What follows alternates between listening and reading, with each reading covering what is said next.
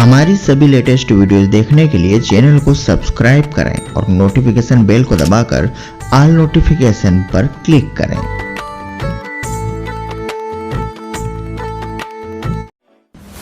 सत्य घटना, सत्य की तहता।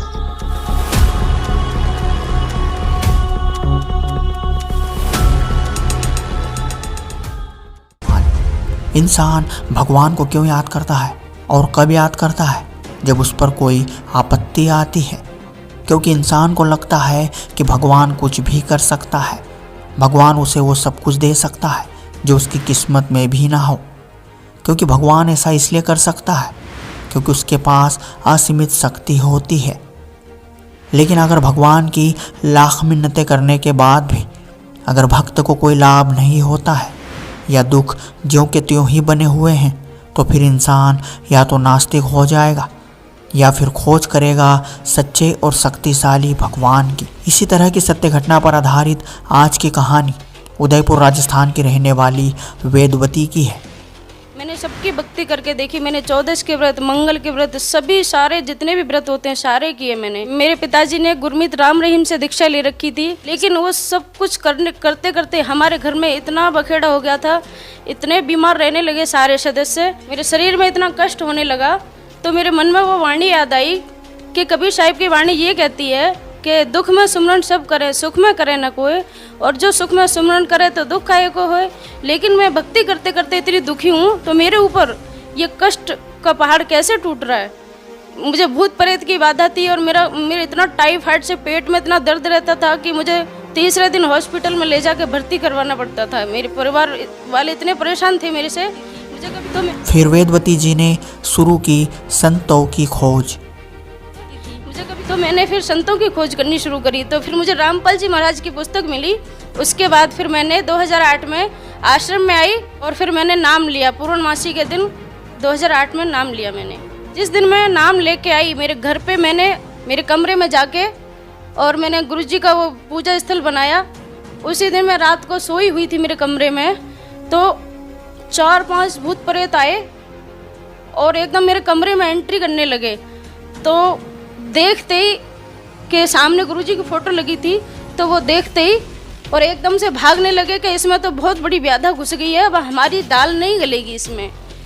तो वो चले गए। उस दिन के बाद संत रामपाल जी महाराज से नाम लेने के बाद मुझे आज तक कोई पीड़ा नहीं हुई, और उनके दर्शन करने से ही, उनके आशीर्वाद मिलने से ही मेरे जितने भी दर्द रहता था पेट में। वेदवती जी को संत रामपाल जी महाराज से नाम दीक्षा लेने के बाद और क्या क्या लाभ हुए, जानने के लिए बने रहिए वीडियो के अंत तक। जी आपका? मेरा नाम वेदवती है। कहाँ से आए हैं? मैं उदयपुर राजस्थान से आई हूँ। संत रामपाल जी महाराज से नाम दीक्षा कब लिया आपने? मैंने 2008 में ली। संत रामपाल जी महाराज से नाम दीक्षा लेने से पहले आप क्या भक्ति साधना करते थे? मैं हिंदू धर्म के जितने भी देवी देवता हैं उन सभी की भक्ति करती थी। और मैंने 2 गुरु पहले और बना रखे थे, जिनका नाम है, एक तो प्रभुतानंद हैं जिन्होंने हजारों लाखों शिष्य बना रखे हैं यूपी के अंदर, और दूसरे गुरु एक शोपाली बाबा हैं, उन्होंने भी कितने सारे चेले बना रखे हैं। मैंने सबकी भक्ति करके देखी। मैंने 14 के व्रत, मंगल के व्रत, सभी सारे जितने भी व्रत होते हैं सारे किए मैंने। इसके साथ साथ मेरे पिताजी ने गुरमीत राम रहीम से दीक्षा ले रखी थी। 7 साल तक उन्होंने उनकी भक्ति की। उन्होंने कारगिल तक जाके उनके सत्संग सुने, उनकी सेवा की। लेकिन वो सब कुछ करते करते हमारे घर में इतना बखेड़ा हो गया था, इतने बीमार रहने लगे सारे सदस्य, कि मेरे पापा कभी किसी को लेके जा रहे हैं हॉस्पिटल, कभी किसी को लेके जा रहे हैं। इतना हमारा घर बर्बाद हो चुका था। देखिए, आपकी जो फैमिली थी वो पहले से ही साधु संतों से जुड़ी हुई थी, संतों से नाम दीक्षा ले रखी थी। तो फिर आपने संत रामपाल जी महाराज से नाम दीक्षा क्यों ली? मैंने भक्ति करते करते मेरे शरीर में इतना कष्ट होने लगा, तो मेरे मन में वो वाणी याद आई कि कबीर साहिब की वाणी ये कहती है कि दुख में सुमरन सब करे, सुख में करे न कोई, और जो सुख में सुमरन करे तो दुख काहे को होए। लेकिन मैं भक्ति करते करते इतनी दुखी हूँ, तो मेरे ऊपर ये कष्ट का पहाड़ कैसे टूट रहा है। तो फिर मैंने संतों की खोज करना शुरू किया। मैं जहाँ पे भी जितने भी सत्संग होते थे, कभी किसी का कभी किसी का, जितने भी बड़े बड़े संत हैं, ये मंडलेश्वर बने बैठे हैं, उनकी सबकी पुस्तकें मैंने घर बैठे छान मारी, सबको पढ़ा मैंने बहुत ज़्यादा। और तुलसीदास जो घट रामायण बनाई हुई है हाथरस वालों ने, उनकी पुस्तक भी मैंने खूब पढ़ी। लेकिन मुझे सब ऐसा ज्ञान लगता था कि उसका कोई सिर और पैर कुछ दिखाई नहीं देता था। तो फिर मैं मेरे नंसार में रहती थी, तो मेरे एक पड़ोस में मामा जी लगते थे, तो वो रामपाल जी महाराज की एक पुस्तक खरीद के लेके आए दिल्ली से, और उन्होंने मुझे वो दी पढ़ने के लिए, क्योंकि हम सभी भगवान की चर्चा करते थे, तो आपस में जाते थे आपस में एक दूसरे के घर पे, तो मुझे परमेश्वर का सार संदेश पुस्तक मिली।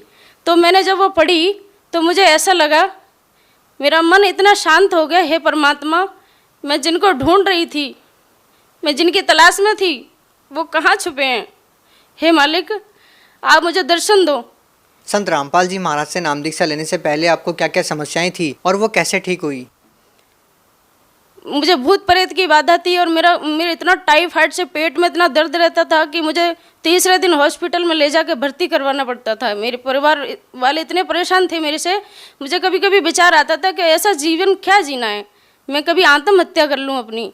लेकिन परमात्मा की तलाश थी फिर भी, कि कहते हैं कि संतों की शरण में जाने से दुख दूर हो जाते हैं, इसलिए मेरा वो विचार हट जाता था कि नहीं, संतों की, सच्चे संत की खोज करनी चाहिए। अगर दुनिया में नकली संत हैं तो असली भी कहीं ना कहीं होगा, उसकी खोज करनी चाहिए मुझे। मेरी आत्मा अंदर से गवाही देती थी। तो मैंने फिर संतों की खोज करनी शुरू करी। तो फिर मुझे रामपाल जी महाराज की पुस्तक मिली। उसके बाद फिर मैंने 2008 में आश्रम में आई, और फिर मैंने नाम लिया पूर्णमासी के दिन 2008 में नाम लिया मैंने। बहन जी, संत रामपाल जी महाराज से नाम दीक्षा लेने के बाद आपको जो भूत प्रेत की बाधाएं थी, क्या वो समस्या दूर हुई? और उसके अलावा भी आपको क्या क्या लाभ मिले? हाँ जी, जिस दिन मैं नाम लेके आई, मेरे घर पे मैंने मेरे कमरे में जाके और मैंने गुरुजी का वो पूजा स्थल बनाया। उसी दिन मैं रात को सोई हुई थी मेरे कमरे में, तो 4-5 भूत प्रेत आए और एकदम मेरे कमरे में एंट्री करने लगे। तो देखते ही कि सामने गुरुजी की फ़ोटो लगी थी, तो वो देखते ही और एकदम से भागने लगे कि इसमें तो बहुत बड़ी व्याधा घुस गई है, अब हमारी दाल नहीं गलेगी इसमें। तो वो चले गए। उस दिन के बाद संत रामपाल जी महाराज से नाम लेने के बाद मुझे आज तक कोई पीड़ा नहीं हुई, और उनके दर्शन करने से ही, उनके आशीर्वाद मिलने से ही मेरे जितने भी दर्द रहता था पेट में, मेरे टाइफाइड हर समय 5 साल तक मेरा कभी बुखार नहीं उतरा था, वो सब ठीक हो गया और आज मैं सुखी हूँ। और क्या लाभ हुए आपको? मेरे ससुराल में मेरी नंद थी, वो बहुत बीमार हो गई थी। नाम लेने के बाद अचानक से उनके मतलब बोल दिया था ज्योतिषों ने भी कि आपकी अब आयु पूरी हो चुकी थी। तो वो छत पे ऊपर कमरे में सोई हुई थी, अचानक 3 कुत्ते आए और वो बोलने लगे कि आज तेरा समय पूरा हो चुका था और आपकी मृत्यु निश्चित थी। उसी समय उनको डर लगा उन कुत्तों से कि कुत्ते कैसे बोल रहे हैं। फिर उन्होंने गुरु रामपाल जी महाराज को याद किया। तो उसी समय रामपाल जी महाराज दिन के 2 बजे उस कमरे में प्रकट हुए और गुरुजी रामपाल जी महाराज ने बोला कि बेटा आप भगवान का जाप करो और ये व्याधा आपकी टल जाएगी। उसी समय वो तीनों कुत्ते वहाँ से गुरुजी को, रामपाल जी महाराज को देखते ही और भाग निकले। आप भगत समाज को क्या संदेश देना चाहेंगे? मैं सभी भक्त समाज को यही संदेश देना चाहती हूँ कि अगर भक्ति ही करनी है, आपको अपना मानव जीवन सफल करना है, तो संत रामपाल जी महाराज से भक्ति लेकर ही करो। बाकी तो ढोंगी संतों के चक्कर में आप अपना जीवन बर्बाद मत करो। बहुत बहुत धन्यवाद। सच्चाई, सत्य घटना, सत्य की तहता।